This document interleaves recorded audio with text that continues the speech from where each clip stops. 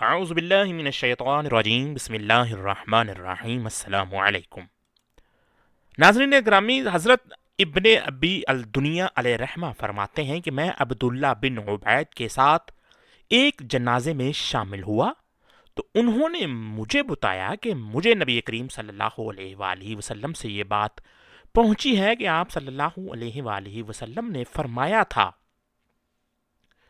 کہ جب میت کو قبر میں بٹھایا جاتا ہے اور اسے جنازے میں شامل افراد کے مڑنے پر ان کے قدموں کی آہٹ سنائی دیتی ہے تو اس وقت قبر کے سوا اس سے بات کرنے والا دوسرا کوئی نہیں ہوتا، چنانچہ اسے کہتی ہے اے آدمزاد، افسوس تجھ پر، تجھے میرے بارے میں ڈرایا نہیں گیا، کیا تجھے میری تنگی، ہیبتناکی اور اندھیرے پن سے متنبہ نہیں کیا گیا؟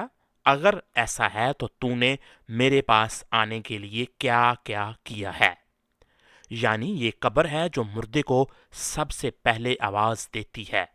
حضرت عبید بن عمیر فرماتے ہیں قبر ہر فوت ہونے والے کو آواز دیتی ہے کہ میں اندھیری ہوں، میں تنہائی والی ہوں، اگر دنیا میں اطاعت گزار رہا ہے تو آج میں تجھ پر رحمت بن جاؤں گی، اور اگر تو باری تعالیٰ کا نافرمان تھا تو آج میں تیرے لیے عذاب ہوں۔ میں ایسا گر ہوں کہ مجھ میں اطاعت گزار داخل ہوگا تو خوشی سے اٹھے گا، اور اگر آسی داخل ہوگا تو تباہ حال اور گھاٹے والا ہو کر نکلے گا۔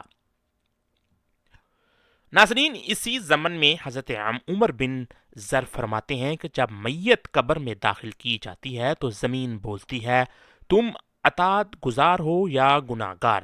اگر صاحب قبر نیک ہوتا ہے تو قبر کی ایک طرف سے کوئی آواز دینے والا آواز دیتا ہے اے قبر، اس بندے پر بہار و رحمت بن جا، یہ کتنا اچھا آدمی ہے، اللہ کا فرما بردار رہا ہے، اور تو کتنی اچھی ہے کہ یہ تیرے پاس آ گیا ہے۔ اس پر زمین ناظرین کہتی ہے کہ اب تو یہ بہت پیارا لگ رہا ہے۔ دوستو، جب کوئی نیک مردہ قبر میں اتارا جاتا ہے تو اس سے نہ صرف قبر خوش ہوتی ہے بلکہ ارد گرد کی قبروں میں موجود نیک لوگ بھی اس نیک روح کی آمد پر خوشی کا اظہار کرتے ہیں اور اس سے کلام کرتے ہیں۔ چنانچہ حضرت ابو ہریرہ رضی اللہ تعالی عنہ نبی کریم صلی اللہ علیہ وآلہ وسلم سے ایک روایت نقل کرتے ہیں کہ نبی کریم صلی اللہ علیہ وآلہ وسلم اس حدیث میں جس کے اندر روح نکل جانے کا بیان ہے، یہ فرماتے ہیں کہ جب مومن مرد بندے کی روح کو ارواح مومنین میں لے جایا جاتا ہے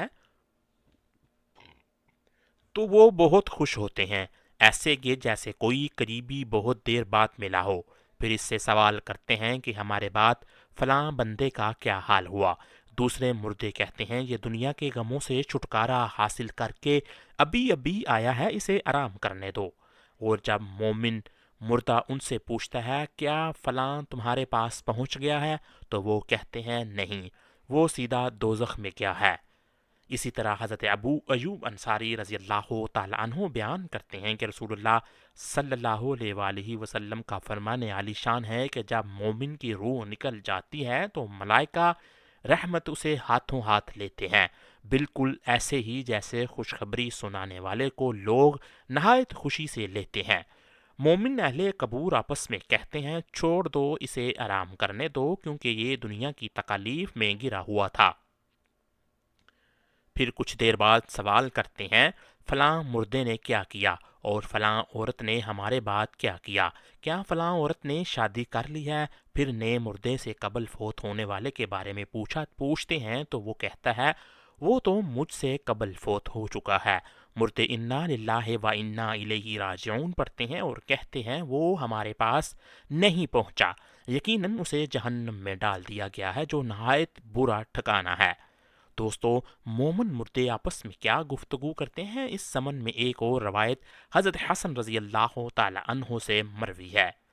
آپ فرماتے ہیں کہ جب مومن کا وقت مرگ آتا ہے تو اس کے پاس 5 فرشتے آتے ہیں، اس کی روح کو نکالتے ہیں اور آسمان دنیا کی طرف لے جاتے ہیں۔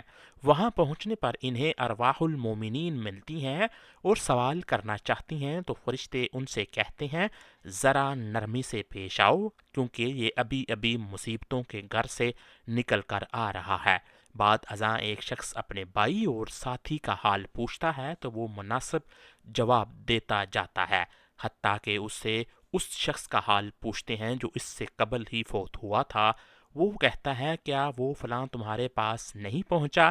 وہ کہتے ہیں کیا وہ مر چکا؟ یہ کہتا ہے ہاں بخدا وہ مر چکا ہے۔ وہ کہتے ہیں انا للہ و انا الیہ راجعون، لگتا ہے اسے بہت برے ٹھکانے یعنی جہنم میں بیچ دیا گیا ہے۔ دوستوں، بے شک موت اٹل ہے، جس کے آنے میں ذرا برابر بھی شک کی گنجائش نہیں ہے۔ ہر شخص کی جتنی زندگی مقرر ہے اس میں نہ زیادتی ہو سکتی ہے اور نہ کمی۔